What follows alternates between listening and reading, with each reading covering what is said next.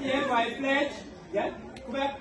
To do my best in the forthcoming examinations so that I can achieve the personal and academic goals I set for myself. To focus on my studies and devote all my time to revise the work that I have covered during the year, developing all the skills that I need to be successful in these examinations.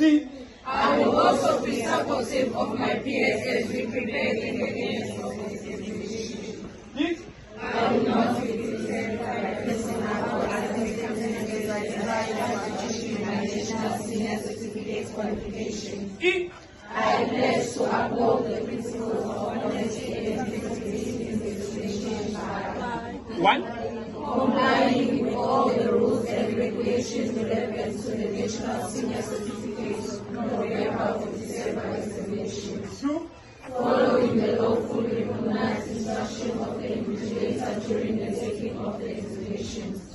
Not being influenced in any way to choose the examinations by any person including the invigilator. Number 4. Not participating in any wrongdoing which includes harassing or unlimited holding, living in possession of unauthorized material or electronic devices, example cell phone, accepting or providing assistance to another candidate, writing on behalf of another candidate or any other unauthorized action. 5.